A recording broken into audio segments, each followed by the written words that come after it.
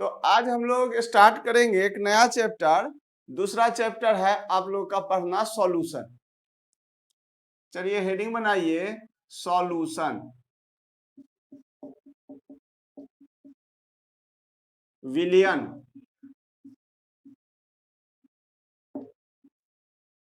Second chapter है आपका physical का। सॉल्यूशन या विलियन, इसको घोल भी कहते हैं। विलियन को हम लोग सामान्य भाषा में घोल भी कहते हैं। तो विलियन या घोल इस चैप्टर का नाम है।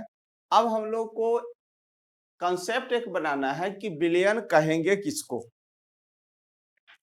अक्सर आप विलियन के बारे में यह समझते होंगे कि जैसे कि पानी में अगर हम नमक घोल दिए तो आप कहते हैं नमक पानी का घोल, या पानी में चीनी घोल दिए तो पानी और चीनी का विलियन या पानी और चीनी का घोल। लेकिन रसायन की भाषा में विलियन की परिभाषा इससे थोड़ा सा अलग हटकर है कि विलियन के लिए कम से कम दो कंपोनेंट, दो अवयव होना चाहिए। जैसे पानी में अगर हम नमक मिला दिए तो एक अवयव हो गया हमारा पानी और दूसरा अवयव हो गया क्या चीज, नमक। अब अगर पानी में चीनी घोल दिए तो पानी और चीनी का घोल अर्थात शरबत तैयार हो गया। अब उस शरबत को अच्छा से अगर हम बनाकर, अच्छा से घोलकर अगर एक बाल्टी में बना ले और बाल्टी के किसी भी कोना पर अगर हम एक चम्मच लेकर अगर टेस्ट करें तो जितना मिठास एक कोना पर होगा उतना ही मिठास दूसरा कोना पर भी होगा। मतलब वह चीनी सभी जगह पर बराबर रूप से फैला हुआ है, मिला हुआ है। और ऐसे मिश्रण को हम लोग कहेंगे समांगी मिश्रण। जब सब जगह बिल्कुल समान मात्रा में फैला हुआ रहेगा तो उसको कहेंगे समांगी मिश्रण या homogeneous mixture.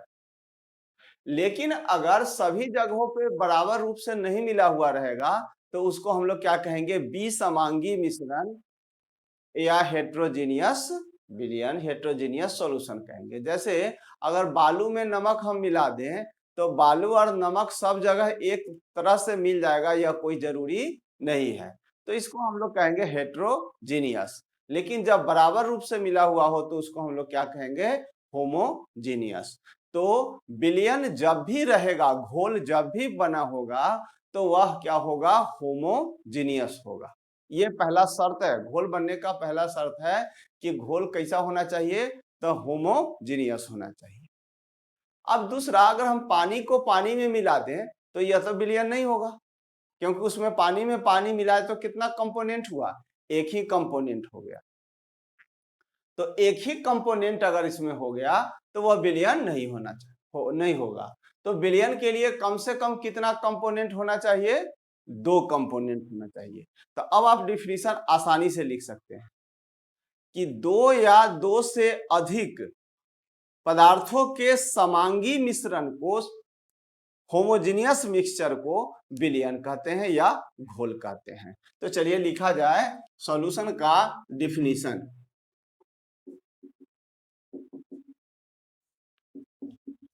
Homogeneous mixture of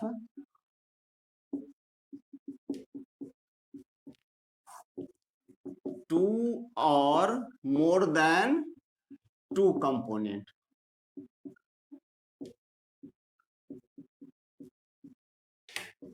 is called solution. चलिए लिखिए तो हिंदी में, दो या दो से अधिक पदार्थों के, दो या दो से अधिक पदार्थों के समांगी मिश्रण को विलियन या घोल कहा जाता है। दो या दो से अधिक पदार्थों के समांगी मिश्रण को विलियन या घोल कहा जाता है। तो पहला शर्त हो गया कि मिक्सचर कैसा होना चाहिए, तो होमोजेनियस होना चाहिए। और कंपोनेंट कम से कम उसमें कितना होना चाहिए, तो दो होना चाहिए। जैसे एक पानी में अल्कोहल मिला दे तो पानी और अल्कोहल का दो तरह का मिश्रण पदार्थ मिल गया, और पानी में चीनी मिला दें, तो पानी में चीनी मिला दें तो विलयन में दो कंपोनेंट हो गया। अब आपका मन है कि नहीं हम इसमें पानी में नमक भी मिला दें और चीनी भी मिला दें, तो अब कंपोनेंट कितना हो गया, 3 हो गया। तो 3 प्रकार के कंपोनेंट हो गया, तो उसको हम लोग कहेंगे टर्नरी सॉल्यूशन, और 2 रहेगा तो उसको कहेंगे बाइनरी सॉल्यूशन। तो mixture of 2 component is called binary solution. 2 अवयवों के मिश्रण को, घोल को हम लोग क्या कहेंगे, बाइनरी घोल, और 3 रहेगा तो उसको क्या कहेंगे, टर्नरी कहेंगे। तो चलिए लिखिए तो नीचे, mixture of 2 component is called binary solution। चलिए लिखिए तो, 2 अवयवों के मिश्रण को बाइनरी घोल या द्विअंगी घोल कहा जाता है। द्विअंगी, बाइनरी ही शब्द याद रखना। 2 अवयवों के मिश्रण को बाइनरी घोल कहा जाता है। तो हम लोग आगे लिख सकते हैं कि mixture of 3 component is called ternary solution. चलिए लिखिए तो,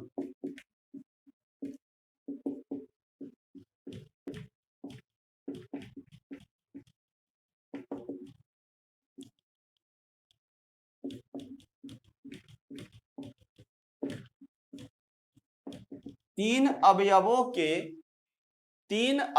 के मिश्रण को टर्नरी विलयन कहा जाता है। टर्नरी विलयन कहा जाता है। तो हम लोगों को पढ़ना है यहां पर बाइनरी सॉल्यूशन के बारे में। तो चलिए हम लोग अब विलयन में कौन कौन सा कंपोनेंट होगा उस पर हम लोग 2 कंपोनेंट देखे थे, एटलीस्ट का कितना कंपोनेंट हो जाएगा, 2। तो 2 कंपोनेंट तो उसको हम लोग कहे बाइनरी सॉल्यूशन। तो एक सॉल्यूशन में अगर हम बनाते हैं तो सॉल्यूशन का 2 कंपोनेंट होगा, एक को कहेंगे सॉल्यूट और दूसरा को कहेंगे सॉल्वेंट। एक को कहेंगे घुल और दूसरा को कहेंगे घोलक, और तब यह बन जाएगा क्या चीज, घोल। तो घोल कितने कंपोनेंट से मिलकर बना हुआ, 2 कंपोनेंट, एक घुल और दूसरा घोलक। तो सॉल्यूट प्लस सॉल्वेंट बराबर क्या हो जाएगा, सॉल्यूशन हो जाएगा। अब इसमें जो कंपोनेंट हुआ 2, सॉल्यूट और दूसरा सॉल्वेंट, तो सॉल्यूट कहेंगे किसको, इस पर हम लोग विचार करें। सॉल्यूट मतलब घुल। हाँ, तो सॉल्यूट कहेंगे किसको, कि उसका सबसे सिंपल तरीका पहचानने का, कि जिसकी मात्रा कम होगी वह क्या कहलाएगा, सॉल्यूट कहलाएगा। जिसकी मात्रा कम होगी वह क्या कहलाएगा, सॉल्यूट कहलाएगा, और जिसकी मात्रा अधिक होगी वह क्या कहलाएगा, सॉल्वेंट कहलाएगा। जैसे एक उदाहरण से ले लेंगे, पानी में हम थोड़ा सा चीनी घोल दिए तो पानी मेरा सॉल्वेंट हो गया और चीनी सॉल्यूट हो गया।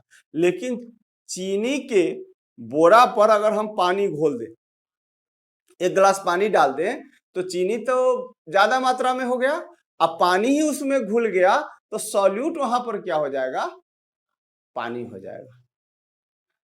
तो कहने का मतलब जो ज्यादा रहेगा वह सॉल्यूट और जो कम रहेगा वह क्या होगा, सॉल्वेंट। तो चलिए लिखिए,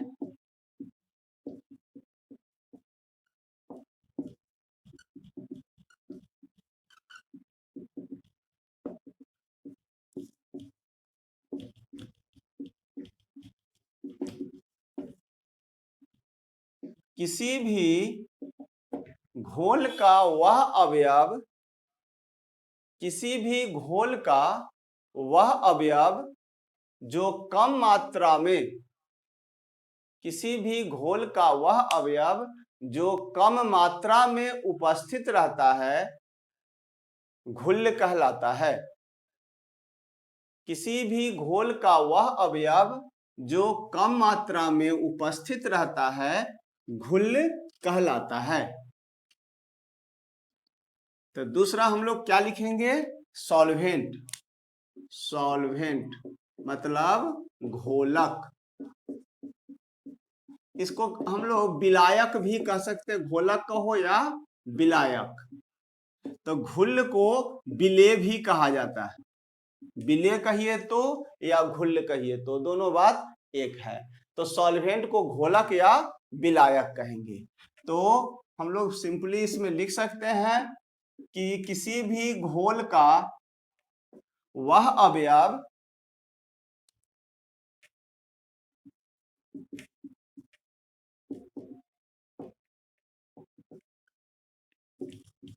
जो अधिक मात्रा में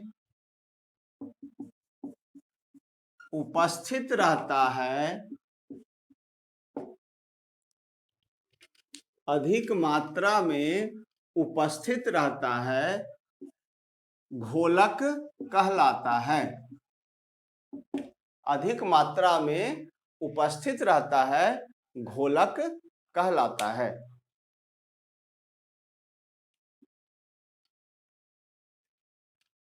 तो किसी भी घोल का दो अवयव हो गया, एक घुल और दूसरा घोलक।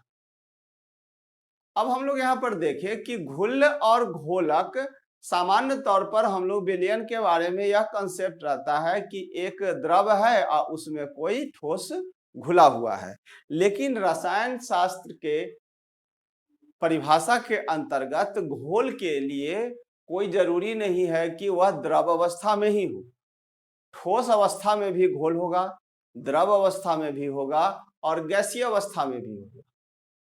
जैसे आप लोग एक बर्तन देखे होंगे, ब्रास यानी कि कांसा, कसकुट जिसको हम लोग कहते हैं। तो उस बर्तन में अगर आप पता कीजिएगा कि कांसा जो हो गया तो उसमें दो अवयव रहता है। जैसे कि अगर हम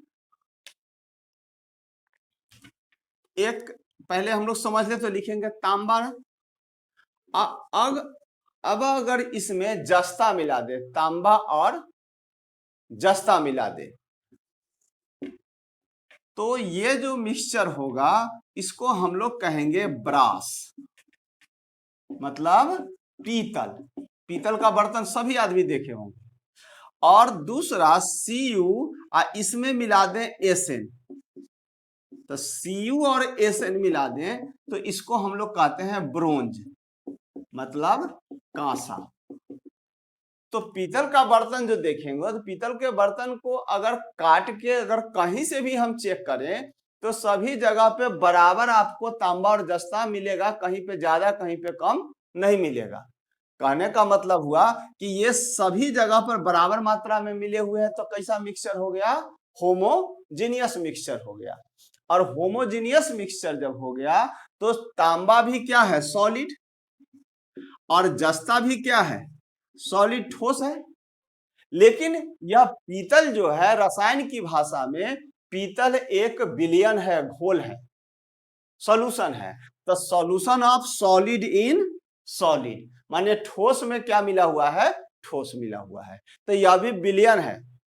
मतलब पीतल का बर्तन दिखाई तो हमको ठोस पड़ रहा है, लेकिन यह एक घोल है, यह एक विलयन है।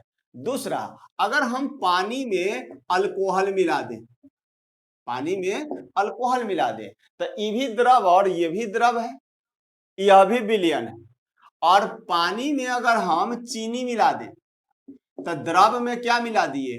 ठोस मिला दिए, तो यह भी विलयन है। तो विलयन में कम से कम दो अवयव होगा, विलयन में कम से कम दो अवयव होगा, या तो ठोस भी हो सकता है, द्रव भी हो सकता है और गैस भी हो सकता है। तो भौतिक अवस्था क्या? भौतिक अवस्था कितने प्रकार के? तीन प्रकार के, ठोस, द्रव और गैस। तो भौतिक अवस्था के आधार पर ठोस को कुल 9 भागों में बांटा जाता है। उसको हम लोग को देखना है, उसके साथ एग्जाम्पल को। तो classification of solid on the basis of physical state, भौतिक अवस्था के आधार पर ठोस का वर्गीकरण। चलिए हेडिंग बनाइए तो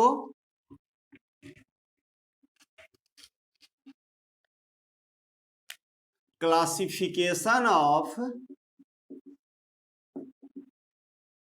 solid on the basis of physical state, physical state, ध्यान रखना है ये बात, किस आधार पर, तो भौतिक अवस्था के आधार पर, भौतिक अवस्था के आधार पर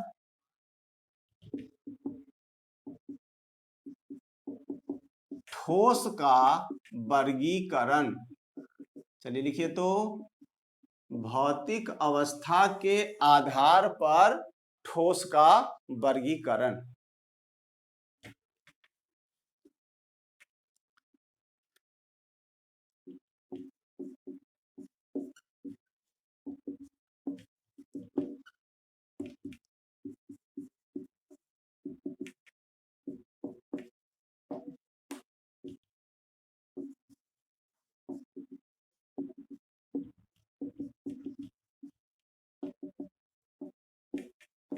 चलिए लिखिए तो भौतिक अवस्था के आधार पर, भौतिक अवस्था के आधार पर ठोस को 9 भागों में बांटा जाता है।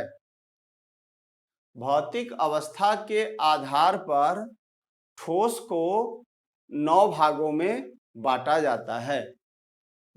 On the basis of physical state solution is divided into 9 parts. तो भौतिक अवस्था के आधार पर ठोस को हम लोगों ने कितने भागों में बांट दिया, 9 भागों में। अब वह कौन कौन सा हो सकता है वह सभी हम लोग देखें एग्जाम्पल के साथ।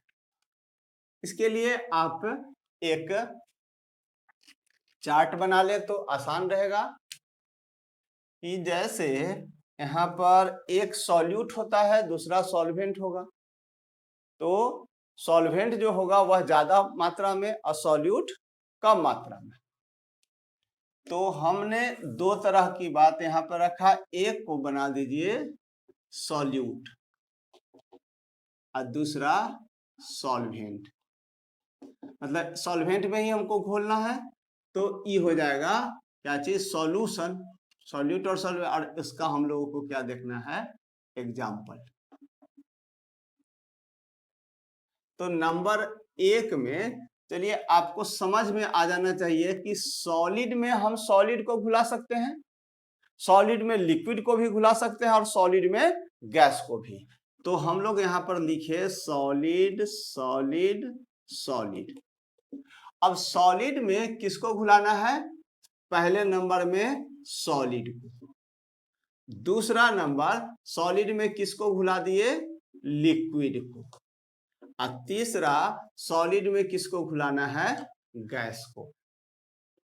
तो सॉल्वेंट मेरा है सॉलिड और सॉल्यूट हो गया सॉलिड लिक्विड गैस। अब चौथा नंबर आप जरूर समझ में आ गया होगा। अब सॉलिड के जगह 3 को क्या लिख दें, लिक्विड लिक्विड और लिक्विड। फिर इसमें तीनों बना दीजिए, सॉलिड लिक्विड और गैस। कुल कितना हो गया, 6 प्रकार का। अब 7वां 8वां 9वां बनाने के लिए गैस गैस और गैस बना लिए। अब फिर वही बात, इसमें सॉलिड, फिर यहां पर लिक्विड और फिर यहां पर गैस हो गया। तो कितना प्रकार का हो गया, 8 और 1 9 प्रकार का हो गया। तो solid solution is divided into 9 parts.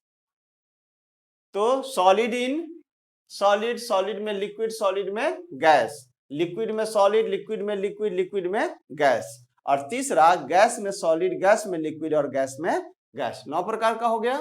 अब ये सभी चीज का उदाहरण आपके नजर के सामने है।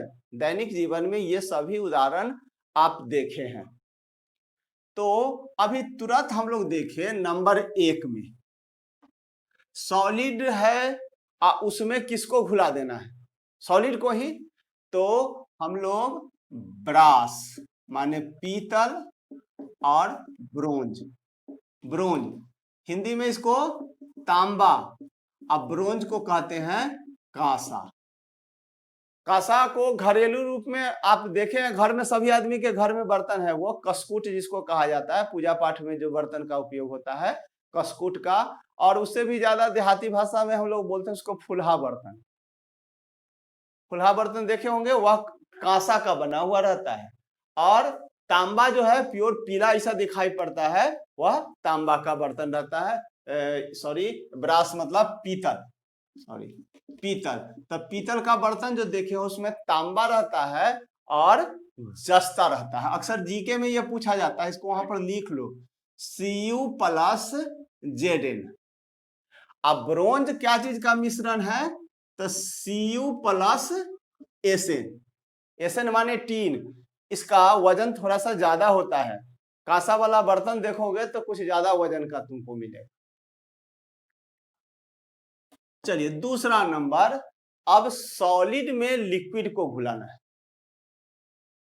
सॉलिड है और उसमें लिक्विड घुला हुआ है। ये थोड़ा सा कुछ, ये एग्जाम्पल कुछ कॉमन है जो आप नहीं देखे होंगे, आप उसको पहले समझिए कि पारा क्या है? लिक्विड है, पारा लिक्विड है, और गोल्ड जो है वह सॉलिड है। तो गोल्ड को पिघला दिया जाता है और उसमें Hg को मिला दिया जाता है। तो सॉलिड में कौन मिल गया? लिक्विड। और जब उसको ठंडा किया जाता है तो उसका नाम हो जाता है अमलगम। तो अमलगम नाम उसी के लिए आएगा जिसमें पारा एक घुला हुआ जरूर हो। तो पारा घुला हुआ है तो अमलगम कहलाएगा। लेकिन उसका नामकरण हम लोग कैसे करेंगे, इस पर जरा याद रखना, ध्यान दो कि अगर सोना में Hg घुला दिया है तो उसको कहेंगे गोल्ड अमलगम। तो तांबा में अगर पारा घुला दिए तो क्या कहलाएगा? कॉपर का अमलगम। अगर सोडियम में Hg मिला दिया गया होगा तो उसको क्या कहेंगे? Sodium amalgam. तो पुराने जमाने में, अब तो इसका उपयोग कम होता है, कि किसी के दांत वगैरह में गड्ढा हो जाता था या छिद्र हो गया तो दांत भरने के लिए अमलगम का उपयोग किया जाता था। उसमें सोना गला के उसको भर दिया जाता था, तो उसको हम लोग कहते थे गोल्ड अमलगम। तो गोल्ड अमलगम जब भरा हुआ रहता था तो वहां पर गड्ढा खत्म हो जाता था। तो गोल्ड अमलगम बना किसके? तो गोल्ड और Hg से। तो गोल्ड हो गया सॉलिड और Hg हो गया लिक्विड। तो गोल्ड अमलगम हम लोग यहां पर लिख देते, आपको कोई एतराज? Gold amalgam, gold amalgam. तो इसको Au+Hg,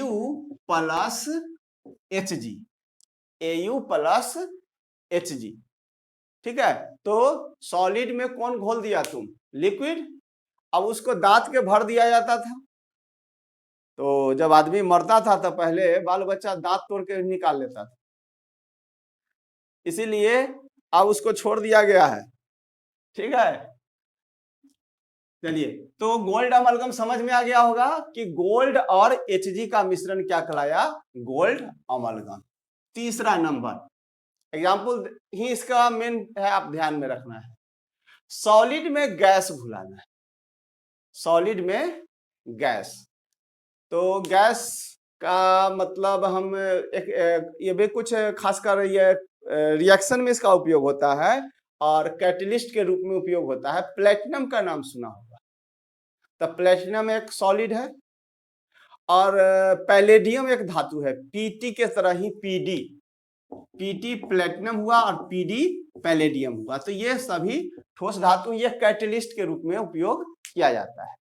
अब इसमें अगर हाइड्रोजन मिला दिया जाता है तो इस पैलेडियम या प्लेटिनम के सतह पर हाइड्रोजन चारों तरफ से घुल मिल जाता है। तो हाइड्रोजन क्या चीज हो गया? गैस है। अब प्लेटिनम क्या है? सॉलिड है। तो सॉलिड में गैस की प्लेटिनम विथ हाइड्रोजन, प्लेटिनम में हाइड्रोजन का घोल, प्लेटिनम में हाइड्रोजन का घोल, ठीक है, प्लेटिनम में हाइड्रोजन का घोल। तो ये हो गया सॉलिड में सॉलिड, सॉलिड में लिक्विड और सॉलिड में गैस। अब आइए लिक्विड, मतलब हमारा सॉल्वेंट क्या है? लिक्विड। इसमें घोलना क्या चीज है? सॉलिड को। लिक्विड में सबसे कॉमन एग्जांपल आपका लिक्विड में पानी लिक्विड है। अब इस पानी में कोई सॉलिड को घोल सकते हो, लिक्विड को भी घोल सकते हो और गैस को भी। अब लिक्विड में सॉलिड हम लोग को घोलना है। एक उदाहरण बता सकते हो? Solution of water and sugar, पानी में चीनी का घोल, पानी में चीनी का घोल। दूसरा नंबर, लिक्विड में लिक्विड घोलना है, सबसे कॉमन उदाहरण पानी में alcohol, alcohol, solution of alcohol and water, solution of alcohol and water, जल एवं अल्कोहल का घोल, जल एवं अल्कोहल का घोल। तीसरा, लिक्विड में गैस, लिक्विड में गैस, ये सबसे सिंपल सा उदाहरण है। आपको अभी गर्मी के दिनों में ठंडा पिया होगा, कोई भी ठंडा, तो ठंडा में लिक्विड रहता है, उसमें जो अगर उस बोतल का ढक्कन खोलिएगा तो एक गैस ऊपर की ओर फेंकता है, वह गैस जो रहता है CO2 रहता है, वह CO2 कार्बन डाइऑक्साइड गैस रहता है उसमें। तो वह कार्बन डाइऑक्साइड बुलबुला के रूप में ऊपर निकलता रहता है। तो वो कोल्ड ड्रिंक हम लोग लिख सकते हैं, कोल्ड ड्रिंक को सॉफ्ट ड्रिंक भी कहा जाता है। तो सॉफ्ट ड्रिंक। दूसरा हम लोग लिख सकते हैं वाटर एंड ऑक्सीजन, माने पानी में ऑक्सीजन का विलयन जो है वह भी क्या हुआ? लिक्विड में गैस घुला हुआ है। अब तीसरा नंबर है गैस में सॉलिड, गैस में सॉलिड। ये थोड़ा सा कुछ अनकॉमन है जो आपको ध्यान रखना पड़ेगा। जैसे नाइट्रोजन गैस हम ले लें, और नाइट्रोजन गैस में अगर कपूर को डाल दें, कैम्फर, जो सत्यनारायण भगवान के पूजा में कपूर का उपयोग होता है, तो वो तो सॉलिड है। और नाइट्रोजन गैस क्या है? गैस है। तो गैस में नाइट्रोजन गैस में क्या चीज? कैम्फर मिला दें तो camphor in nitrogen gas, nitrogen gas. तो नाइट्रोजन गैस में कपूर का मिश्रण, नाइट्रोजन गैस में कपूर का मिश्रण लिखा गया। चलिए अगला हम लोग देखें, यहां पर गैस में लिक्विड को घोलना है। तो नाइट्रोजन गैस है, उसमें अगर हम क्लोरोफॉर्म मिला दें, नाइट्रोजन गैस में क्लोरोफॉर्म, तो क्लोरोफॉर्म लिक्विड होता है और नाइट्रोजन क्या होता है? गैस होता है। तो क्लोरोफॉर्म इन नाइट्रोजन गैस।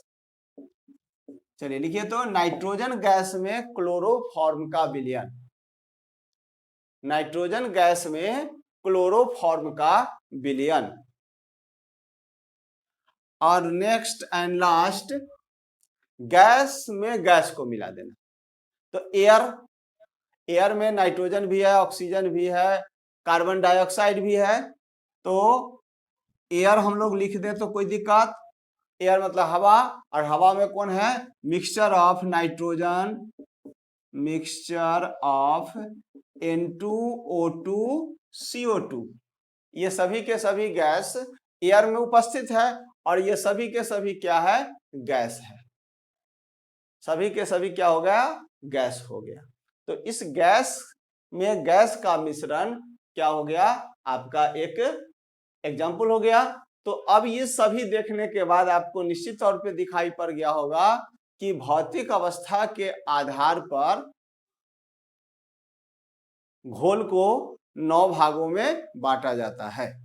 ठोस में ठोस, ठोस में द्रव, ठोस में गैस, फिर द्रव में ठोस, द्रव में द्रव और द्रव में गैस, और तीसरा गैस में ठोस, गैस में द्रव और गैस में गैस। तो ये 9 प्रकार का सॉल्यूशन हुआ किसके आधार पर, तो भौतिक अवस्था के आधार पर।